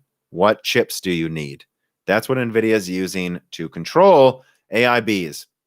That's what they're doing. And based on how much of that they're buying, they're still planning to flood the channels in October. So what I would say is that AIBs played ball because they had to, and that they're not happy with how this is turning out, and that they may be very enthusiastic about their more profitable designs for RDNA 2. Mike Farino says, NVIDIA has me upset enough that I'm considering replacing my G-Sync ultra-wide monitor to go to Big Navi and FreeSync. You know, do what you got to do. I can't tell you what to do. for sure. That's why I've always insisted on getting monitors that will support both. There's no way I'm going to get locked into AM. I don't want to be locked into AMD either. Let me keep scrolling. Thank you for the tip. Hi, why is everybody ignoring the fact that Nvidia has a bigger advantage in software stack and in game support itself? Do they? I don't know. AMD is in both next-gen consoles, Jan. I mean, and when you look at Cyberpunk 2077, I'm going to be honest, the graphics don't really impress me that much in what I'm seeing. Honestly, I'm being honest. They really don't. Like, the ray tracing doesn't look as good as other games. And the graphics, it's like, I don't know. I think Death Stranding looks better than Cyberpunk from what I've seen. I'm just being honest. I don't know. I don't know that they have this big advantage. I think they just have more money to throw around than AMD. Okay, let me see. Did I miss any other question? I'm scanning again. I'm sure I did, and I apologize. I'm trying to get everything. Oh, there's some other one. How do you think Navi compares compute-wise with previous gens, especially in tasks like folding? Well, it sounds like RDNA 2 is going to be better at compute than you guys might think. Remember, just because NVIDIA's, like tripled teraflops, like I think A6000 will be a 40 teraflop professional card about, I don't think, that we should poo-poo that with less teraflops, AMD may be better at compute than you would think. Because even in professional tasks, 40 teraflops, or let's even just use the 3090, 36 teraflops for the 3090. I guess let me write this down as a timestamp here since it's been a while since I have RDNA 2 compute.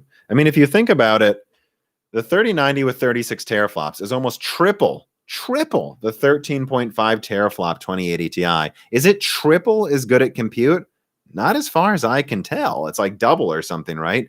Correct me if I'm wrong, right, in the Discord or something, but I believe that's about what it is. So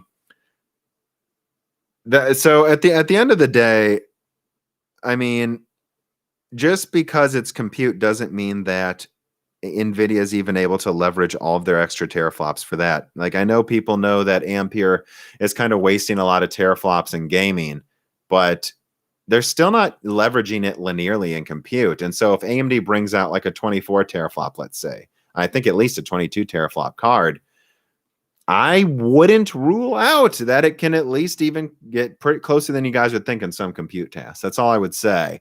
However, I might do a CDNA video. CDNA 1 Arcturus, that's the real, A6000 competitor if you're doing FP32. And from what I've heard, an A100 competitor. And from what I've heard, and I have to double vet this, CDNA 1 sounds fucking ridiculous at compute. So that's the true competitor there, guys. And so I would just say that I think RDNA 2 will compete with almost most of the Ampere lineup in compute directly. And then they have CDNA 1 to crush it at the top. That's AMD's plan. Will it work out? We'll have to see. But I wouldn't rule out even gaming RDNA 2 dies being better at compute than you'd think, especially with all that cache. That helps with a lot of tasks. Maxwell Quivito writes in and says, if PS5 is pioneering RDNA 3 features, what are damn? I mean, I'll do an RDNA 3 video when I'm ready, but I've already told you guys something about dynamic CU speeds and ray tracing utilization per CU that could be in the PS5. I'm just not 100% sure. Among other things in their geometry engine as well. Better geometry and more dynamic clock speeds across the die is what RDNA 3 sounds like. And so I guess that's what I'll say that, guess that's a nugget for you guys. But I'm not 100% sure, so don't quote me as being sure of it. Let me scroll down. Masam writes in, do you think Zen 4 is coming next year? Yeah, I do, at the tail end of next year. So again, AMD, tends to launch Zen upgrades every 12 to 18 months after the last one, or 12 to 16, really. So if Zen 2 came out, late summer, I believe in 2017, right? Yeah. No, wait. 20, was it 20? I'm trying to remember. Zen 1, Jesus Christ, it's starting to get hard to remember. Zen 1 was 2017. Zen Plus was 2018. Zen 2 was 2019. There we go. Zen 2 comes out late summer 2019. Then we're getting Zen 3 fall 2020. I think you can expect Zen 4 like paper launch at the end of 2021 and mostly Q1 2022. That's what I think you can expect. At least that's what it sounds like to me. They've leapfrogging design teams, guys. Oh my goodness, all these questions. Sold an 8086K 370E motherboard and 1080 Ti for $850. Time to wait. Huh? Stefan Lardy writes in, any thoughts on AMD's current stock price? Well, I can't give financial advice. And I don't own any AMD stock. I don't own any Intel stock. I don't own any Nvidia stock. I don't own any stock in any of these companies. I don't own TSMC. I used to. But, I sold it at the beginning of this year because I suspected some turbulence. And, well, that happened. And I haven't rebought any, even though maybe I should have. It's just I want to be objective. And I'm not focusing on stocks right now. So I'm not really giving that advice. But I think AMD has a bright future ahead. I mean, come on, guys. It's up to you to make your own financial decisions. Mike Farino writes in and says, about Big Navi 2X, I always read that as the naming scheme. RDNA 1 is 10, RDNA 2 will be 20 series, hence why that slide at RDNA 3 is 3X2. Yeah, but 3X is, yeah, maybe. I guess that could mean that it's actually an interesting point, Mike. But, I don't know. I do read it, though, as them trying to double performance. And I think with how long it's been and the fact that they're making a die over, I mean, come on. Why are people I don't understand these ideas that AMD is not going to at least be around the top AMD Nvidia cards. I mean, Navi 21 is over double the die size of Navi 10 on a more mature node. It's ridiculous to think it won't be impressive. That's all I'm going to say. I've never understood that argument. So I don't know if I answered your question. I kind of got ranty again. Zach Miklas writes in and says, are you impressed with the loading times with the Xbox Series X? No, straight up not impressed at all.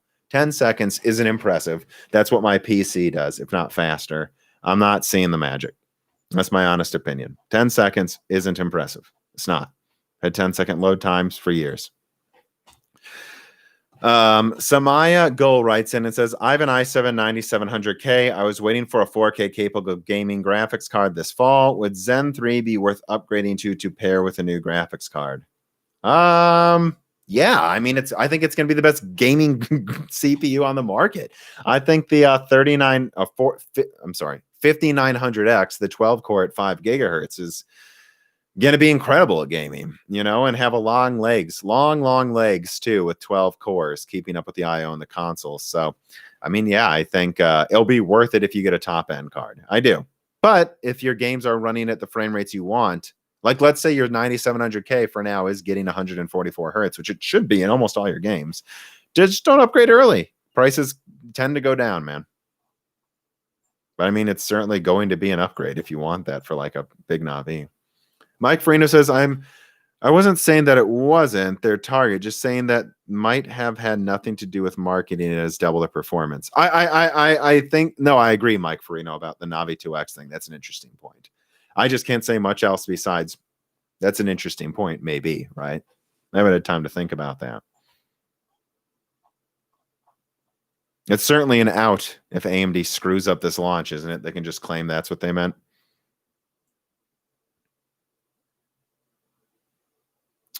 Let me see. I think I got through the tips. Oh my goodness, I did. So let me see what's been going on in the Discord now that I have a breather here. I think I'm going to do even slower chat. Yeah, I think I'm going to do even slower chat next time. Let me see here. What are you guys saying in here? 10 years, okay. Chances we get Zen 3 XT refresh. Yes, I mean, there certainly could be. I think there's been hints at a Zen 3 Plus for a while, though most of them have been in regards to an APU. I could see a Zen 3 refresh. I mean, let's be honest. There was a Zen 2 refresh for some reason. The 3900 XT, the 3800 XT. So why not have a Zen 3 refresh mid next year? Why not? Around Alder Lake, because I think it'd be the same situation as like Comet Lake, right? Does AMD need to refresh Zen 3 to fight Alder Lake? Probably not. But why not? Why not have like a Zen 3 Plus on 6 nanometer or, 7 nanometer EUV or whatever? Why not do that? Even if Zen 4 is just 6 months after that, they might as well launch a stronger refresh right before Alder Lake if they can, because why not? Let's see. Mentat Tag says, talk about Ryzen 5000 and its comparison to Intel's current offerings or upcoming. I mean, I guess I kind of just already started doing that, didn't I? Let me just do AMD versus Intel 2021. I mean, if we're looking at a direct comparison, Comet Lake is in gaming. I have to admit, in some games, 20% better still than Zen 2. But I would say overall, it's like a 10% advantage while using much more energy, less cores, a worse platform, no PCIe 4.0. So I think AMD is overall better right now. Then, if we look at Zen 3 coming out, that should be 15 to 25% better than what they have now. So that should put it firmly on average, I think, better than Comet Lake. And make the worst case scenarios a wash. So with that in mind, I think then you have Rocket Lake coming out and maybe having some edge case wins, but it's probably just going to roughly trade blows with Zen 3. I think it's kind of over at that point. It sounds like Cypress Cove is only like 10% IPC increase, because it really isn't. Again, you can't fully backport Tiger Lake, guys, or Willow Cove. It's weaker. It's weaker than Willow Cove. So it's weaker than Ice Lake and IPC increase. So I don't think they're even really catching up to Zen 3 overall with Rocket Lake. And so we're going to have a situation where AMD is just pummeling Intel at everything, including gaming, for the most part, until mid next year, where they'll probably do a Zen 3 or Zen 3 Plus refresh right before Alder Lake. Then I think Alder Lake will come out. And I do think Alder Lake should have more IPC than Zen 3 at maybe 5 gigahertz on 10 nanometer. I'm not sure of that, but it could happen, with background little cores for the background tasks. And I think that could be a great gaming architecture, but it'll probably still just be like Zen 3 refresh would still be comparable to it, because you'll have like 16 big Zen 3 refresh cores versus 8 big Alder Lake cores and 8 small cores. 16 full cores is better than that, even if, or it's at least comparable, even if one of those Alder Lake cores is better than a Zen 3 core. So it'll be kind of a wash, I think, depending on the task. And then Zen 4 will come out and probably blow it all away. But Sapphire Rapids should be pretty good in HEDT. And then you're looking at something like Ocean Cove, or another cove I'm aware of that I'm not allowed to say yet, or that I'm choosing to keep obfuscated yet. It's kind of a cove I like to mention to sources to prove I actually know other people at Intel. So I'm not going to reveal it here, though Dan knows what it is. Will we see Minion Lover 646 writes? It says, when will we see integrated ray tracing going mobile, like on a Switch 2? I mean, technically they can do ray tracing now, and you have Adsure, who says they're working with a console manufacturer, and they already have mobile ray tracing. Just leveraging like the big little cores in smartphones. Look it up, Adsure, ADSHIR, I think. So that's possible now. But when will it be normal? I mean, I think Van Gogh is RDNA too. And, I think by mid next year, you'll have laptops that can do low levels of ray tracing. And you'll have, there's no reason the Switch 2 shouldn't be able to do low levels of it. We'll just have to wait to see if Nintendo actually builds good graphics hardware into one of their devices once. Kyle Eastman writes in, how much better would a 3090 be for one PC streaming setup compared to a 3080? How important is VRAM for one PC streaming? I mean, in most games, the 3090 is only 11% better than the 3080 in 4K. Even despite the VRAM thing with the 3080. So do with that what you will, but there will be games where you need to turn it down. I would say the 3080 is less than half the price of the 3090. There's no way that you can't argue it's not substantially better price performance, no matter what you're doing with it. Samaya Goal writes in and says, when do you think DDR5 becoming available in consumer desktop space? Well, Alder Lake supports it. Zen 4 supports it. I think Zen 3 Plus might support DDR5, if I'm remembering correctly. So how much better will gaming be? It'll be faster. DDR5 looks like a bigger increase than DDR4 was. It actually looks pretty impressive. And for APUs, DDR5 will bring GDR5 bandwidth levels to, integrated APU. So I think DDR5 is going to be good for gaming. Faster is better. Insider knowledge here. Faster, better. Let's see. The question is, can Big Navi run Crisis? Because apparently Ampere can't. Yeah, I think he'll run it fine. High clock speeds just translate well in general. If you want to do a good gaming architecture, crank up the clock speeds, and that's what RDNA 2 is doing. Stefan Lardy says, thoughts on 1440p 144 hertz versus 2160p 100 hertz.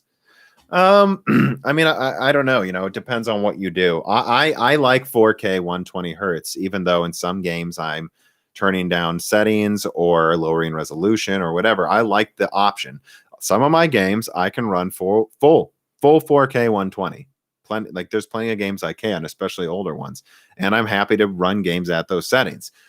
A lot of newer games, I'll run it at 1800p, high settings, or I'll decide to go 1440p Ultra 120. But when you have a 4K 120 hertz monitor, you can decide what you want. Higher resolution, higher frame rates. I like that flexibility.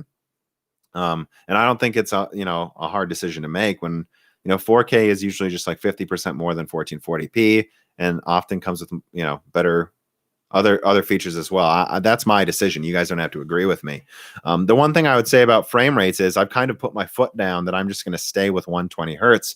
I mean, look at Borderlands 3 benchmarks on PC. The thing can barely get above 120 hertz. And I've just decided that until 120 hertz becomes, or should I say until 200 hertz becomes some kind of a mainstream standard like 120 hertz is now, I'm just sticking with 120 hertz because it breaks my heart anytime I would try to run a game above 150 hertz with one of my monitors, and the game just straight up wouldn't scale past like 130.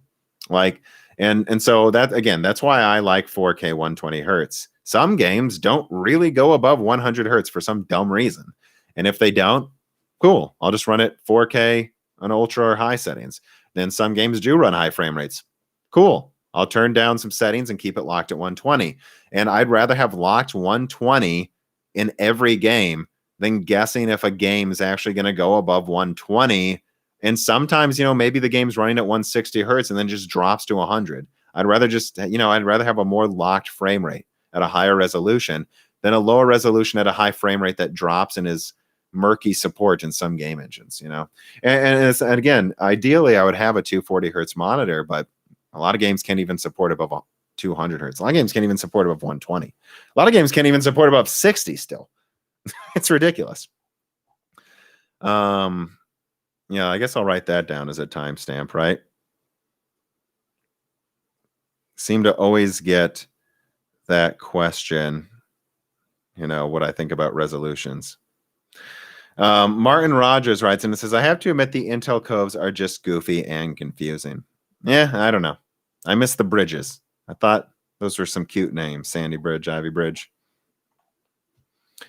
Potatoes Are Life says Intel branded their GPUs as XE graphics. It should be pronounced Intel X to the power of E. Well, that takes too long, so I'm not doing that. I'm going to keep saying Z. You guys got to deal with it. Furthermore, you can also say log X Intel graphics E. Good idea. Let's just all start saying a log equation every time we talk about Intel graphics that probably don't work well. I'm going to keep saying Z, guys. Drew Dito writes, and it says, a friend is building a workstation. He needs to do millions of linear algebra matrix calculations quickly. What components should he prioritize? It honestly depends on the program. I do know that some of those 18 and 22 core Intel HEDT chips are better in some programs than even like a 64 or 32 core Threadripper. So just make sure you look up the benchmarks yourself. You'd be surprised how many programs need the low latency or frankly are just optimized for Intel. And you might go, well, it's not fair they're optimized for Intel, but it's like, you know what? Life's not fair. I'm going to buy the best component for the programs I'm running. So just make sure you check it yourself. Most likely the Threadripper, let's be honest. Tim Richardson says, after the big push for ray tracing can hopefully die down, what's the next big thing they can market to us this new decade for graphics? I mean, I think ray tracing is going to be a long road, so I wouldn't poo-poo that. But besides ray tracing, oh, I don't know. I'm sure there's all different types of things. I'm trying to think of like what the next big gimmick could be. I don't know, honestly. Like, let me think. I mean, I think the next big thing would be dedicated ASICs and FPGAs on the graphics card for all types of things, right? Like a dedicated IO controller, a dedicate like for loading and streaming assets, and then also a dedicated sharpening filter, a dedicated MSAA. Like these are things they could invent, or MLAA really. Like these are things they could do. Like maybe DLSS 3.0 eventually comes and it's just a dedicated on or off die chip, probably on die, part of the silicon that just takes any game with TAA or TAA and ups the sharpens it and removes the jaggies. I think that's common sense. It's clearly not helping to just throw more CUDA cores at the problem, or I guess CUDA cores. So they might as well start focusing on stuff like that, if you ask me. I'm surprised Ampere didn't, to be honest. A little surprised. Colt Marshmallow writes in, any thoughts of the server cloud space for the impact of recent upcoming releases from Intel, AMD, and Nvidia? I could humor big data being more affordably priced for a small business on the cloud. I mean, when it comes to big data, I think AMD's got an advantage in how many cores they're giving you for the money, right? And so I don't have that much to say, except that, if they put some dedicated IO controllers on like Zen 4 or something with a ton of cores, that's going to be a major advantage against Intel, but we're thinking far ahead here.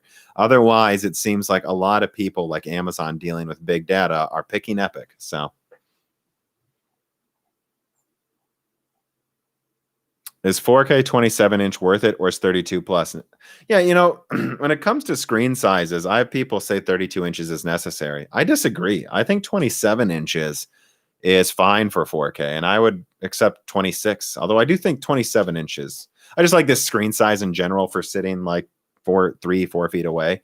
I like it, it's cinematic to have a screen this big, but I don't need 32 inches. And for me, 32 is almost too big for like what I want on my desk. I'd rather have several 27-inch displays than like a giant 30 or 40-inch display. That's just my opinion, though. That's what I want. I don't get these arguments that you can't tell the difference. I can tell the difference. I can see that 4K is sharper at 32, 27, 20, and 10 inches. Okay. I can tell the difference between a 4K smartphone and a 1440p one if I'm holding it right here where you hold a smartphone. I can tell the difference. I can tell the difference on my 13-inch laptop. And some people can't, then I guess save money on a cheaper display, but I can tell the difference. And I think 27 inches is fine. Federico Stochetti writes in and says, when could we see a 3070 16 gigabyte for sale? I mean, October, November probably, or by November, I think. It just depends if they can fit it into their product stack. We're seeing leaks, I wouldn't be surprised if they launch it right next to the other 3070 now that they've delayed the 3070. Q Lanu writes in and says, will there be new motherboards with Zen 3? This question again. I don't think so at launch, but I've heard about X670 a dozen times. Are there any new features worth getting excited about? I mean, I think it's just going to be like lower power usage, maybe 4 more PCIe lanes, and like updated Thunderbolt, or maybe not Thunderbolt, but USB support, whatever the newest USB is. I actually lose track of those. That's what I think's going on. Let me see. Am I missing any questions? See what the Discord boys are saying. Can it emulate Crysis? Now they're rampantly speculating on Zen 4.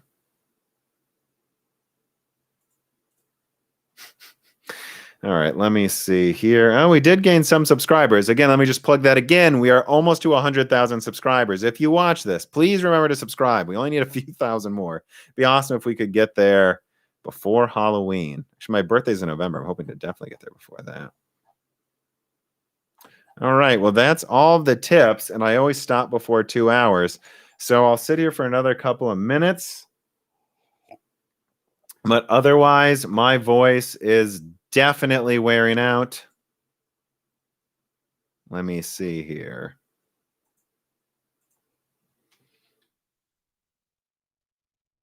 Checking a couple of other things. Any last minute questions? Now is the time to ask it. Oh, one popped up. Oh, two popped up. Swear, it just doesn't show them sometimes. When will we get 21 by 9 4K monitors at 144 hertz for 1,000?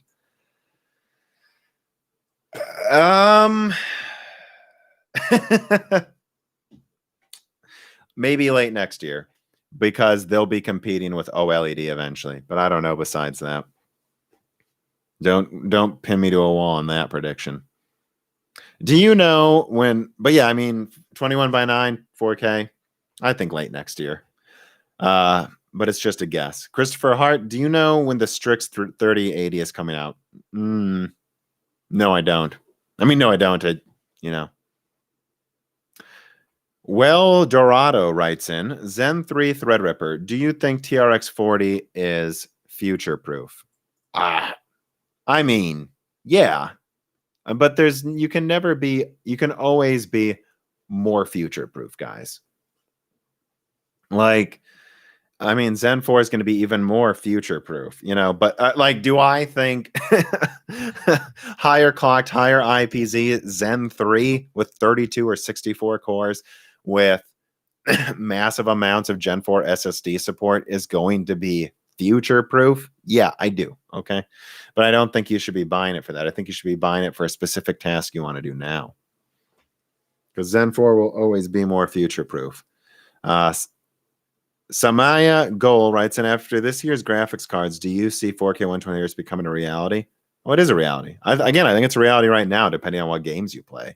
I mean, like, go look at Ampere reviews. There's some mainstream games where you're getting way over 100 hertz in 4K Ultra. It's just not all of them, and not all of the newest ones. I think certainly by, I think certainly by RDNA 3, it'll be done and done. I mean, you have the consoles advertising 4K 60 games. Not all of them, but plenty of them. Those are like $400. So LG94 says, my Vegas 56 Strix with Vegas 64 BIOS and undervolting. Can't wait to upgrade to Big Navi 1440p gaming when it can be ready for when will it be ready for the EU region? I think you're asking me. I don't know. I know AMD's doing a hard launch, so I think you're going to see, I don't know prioritization. I think it's becoming pretty clear Ampere focused on North American launch more with its tiny amounts of volume. I would assume a much bigger launch, and you should be able to get your hands on one before Thanksgiving if you're Johnny on the spot. But I do think RDNA 2 is going to be in heavy demand. God, all these random. Okay. Mexi Man and Cheese says, which I guess means macro, whatever. Deep Zen 2 discounts after Zen 3? Probably. But not as deep as before, I suspect. Because remember, Zen 2 massively increased single-threaded performance and core counts. And so I don't think you're going to see the same kinds of discounts, but you'll see them. Jordan Broly writes in, anything on RDNA workstation cards? Yeah, I mean, watch my RDNA 2 leak. CDNA is coming. It'll be an FP32 monster, but it's not for graphics. RDNA 2 is coming. I think it's going to be pretty good at workstation, despite being a gaming-focused architecture.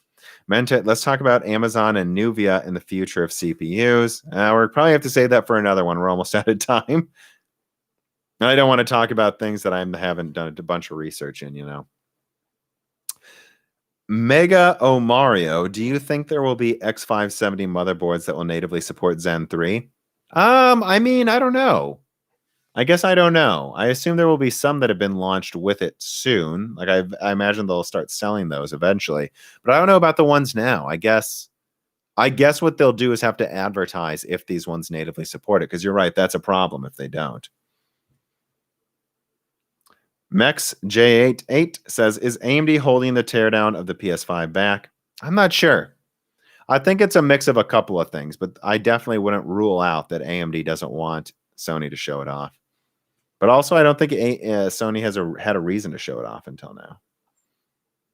What do you think about the new Samsung 980 Pro? It's fast, but only get it if you need it. I don't like you. His name is just I don't like you. I don't like you writes in and says, I don't get this Xbox so much stronger argument. 100% utilization of 52 CU on GDK targeting multiple spec PC seems unlikely. I agreed. I see 90% the norm equaling 10.9 teraflops. Maybe, we'll have to see.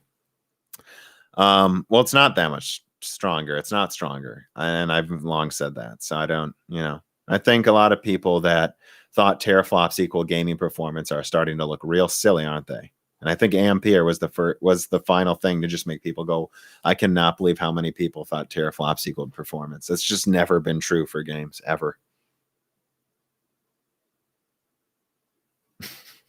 Can we do 4K 120 with Tetris? Think so. Any more PS5 nuggets you could give us? I mean, I get the feeling Sony's going to do one hell of a showcase, where they're going to show OS, new exclusives, and some features. So can we do Knack in 8K? Nope, because Knack's only on PlayStation 4. Knack, the game everyone buys PlayStation 4. Unless they added an 8K update to it, but I doubt they really care about Knack. Let's see. Should any of us be running Ryzen 3000 series? Worry about upgrading to the 5000? Just wait. Zen 3 will be way better at gaming, but don't get it before you need to. Battlefield 6? I think that's coming next year. And I can't wait because it's supposed to be another modern one. And with how long they've waited for a Battlefield 6, I think it could be photorealistic or close.